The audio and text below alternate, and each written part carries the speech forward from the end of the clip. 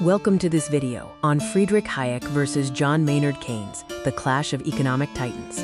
We'll explore the intellectual battle between these two brilliant minds, whose fundamentally different visions continue to shape modern economic thought and policy decisions worldwide. This program is brought to you by the Series of Thoughts team as part of the Economics Education series. Chapter 1 sets the stage for this historic debate. The context was the 1930s economic catastrophe, with millions unemployed and markets collapsed. The central question remains, should government intervene or trust markets to heal? Hayek advocated for free markets and limited government, believing markets create spontaneous order through prices. In contrast, Keynes championed active government intervention, arguing markets can fail catastrophically, requiring policy to restore prosperity. The Great Depression, which started with the market collapse in 1929, was the birthplace of this debate. The crisis demanded solutions, and these two economists offered radically different ways forward. This debate matters today, influencing policy responses, crisis management, and recovery strategies. Every recession reignites the fundamental question: intervene or let markets adjust? This divide is evident in responses to the 2008 crisis and COVID-19. Chapter 2 focuses on Friedrich Hayek's life and intellectual roots. Born in Vienna in 1899, he studied under Ludwig von Mises in the 1920s and moved to the London School of Economics in 1931. In 1944, he published his famous work, The Road to Serfdom. Growing up in Vienna's intellectual environment, Hayek was profoundly influenced by the Austrian School of Economics. This tradition emphasized individual choice, subjective value, and the limits of central planning, ideas that shaped his anti-interventionist worldview. Hayek's core beliefs centered on spontaneous order, where markets coordinate decisions without central control. He emphasized the knowledge problem, stating that no central planner could possess the dispersed knowledge held by individuals, leading to skepticism of intervention. His most famous work, The Road to Serfdom, warned that government control of economic decisions inevitably leads toward totalitarianism. He argued for individual freedom and the rule of law as essential bulwarks against tyranny. Hayek's business cycle theory, the Austrian theory of boom and bust, suggests booms are caused by central banks keeping interest rates artificially low, leading to malinvestment. Recovery, he believed, requires liquidating bad investments, not stimulus. Chapter 3 introduces John Maynard Keynes, the Cambridge aristocrat and brilliant mathematician turned economist. He was a practitioner, serving as a treasury advisor, and a revolutionary who challenged orthodox economics with a new framework for markets. Keynes witnessed the post-World War I economic turmoil and the Great Depression firsthand. His experiences convinced him that markets could fail catastrophically, highlighting the need for government action to stabilize the economy. The General Theory of Employment, Interest, and Money, published in 1936, was Keynes's revolutionary thesis. He argued that markets can fail to self-correct, and the solution is active government fiscal and monetary policy to manage aggregate demand. Keynes's demand-side economics posits that aggregate demand drives employment and output. To break the vicious cycle of recession, government spending is needed to inject demand and restore full employment, countering insufficient demand during depressions. The paradox of thrift illustrates that individual saving can worsen economic downturns when everyone saves simultaneously. The Keynesian prescription is stimulus and spending by the government to maintain aggregate demand until confidence returns. Chapter 4 contrasts their views on government's role.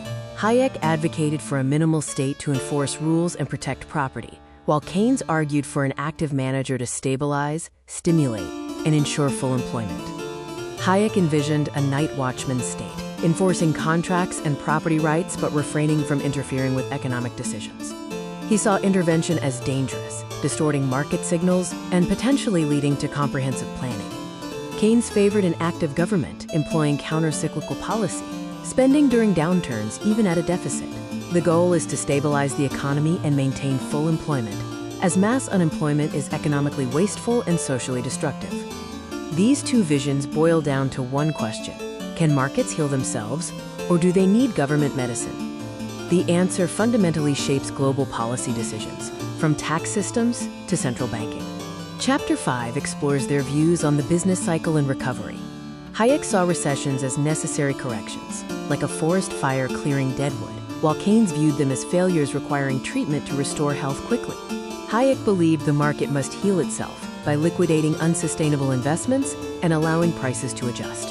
He argued against painless stimulus, which merely postpones necessary corrections and risks long-term stagnation. Keynes urged government action to stimulate demand and avoid prolonged slumps. He argued that unemployment is a waste of human potential, and that only active fiscal policy can break the cycle and shift the economy to full employment equilibrium. The 2008 financial crisis serves as a modern example. Hayekians criticized bailouts and zero interest rates for preventing necessary deleveraging. Keynesians defended stimulus packages, arguing they prevented a complete collapse and saved millions of jobs. Chapter 6 examines their contrasting views on monetary policy and inflation. They disagreed on whether the money supply should grow, if interest rates should be market-determined or policy tools, and whether inflation is a danger or a management tool. Hayek cautioned against monetary expansion due to the inflation threat.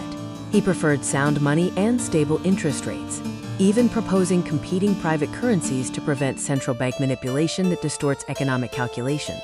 Keynes viewed monetary policy as a tool for management. He advocated for aggressively lowering interest rates during recessions to encourage investment, complementing fiscal action to manage economic cycles, especially when liquidity traps are present. Chapter 7 explores the deeper philosophical differences about the role of the individual in society. This divide touches upon individual liberty, social responsibility, economic security, and the essential role of the state. Hayek saw individual freedom as paramount, arguing that markets ensure personal liberty and choice. He warned that government safety nets risk dependency and inefficiency, believing private charity could more effectively address genuine needs. Keynes emphasized government's social responsibility to protect vulnerable populations through necessary safety nets. He argued that full employment fosters social stability and protects democracy from the dangers of mass unemployment and unrest. Chapter 8 looks at their legacy and modern relevance, decades after their debates began. Their influence spans over 90 years and affects policy in over 100 countries, with Hayek even winning a Nobel Prize in 1974. Hayek's 1974 Nobel Prize came during a period that seemed to validate his warnings about intervention. His ideas inspired neoliberal policies of deregulation and privatization, embraced by leaders like Reagan and Thatcher, and persist in free market movements globally. Keynes's enduring impact is evident in the foundation of modern macroeconomics, with his concepts taught widely.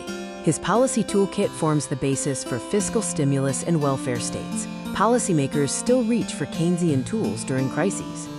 The middle ground, known as neoclassical synthesis, combines market efficiency with selective intervention.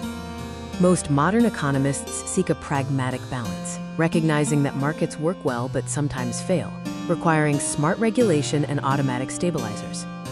The debate continues. Every economic crisis resurrects the fundamental question: should government intervene aggressively or trust markets to adjust?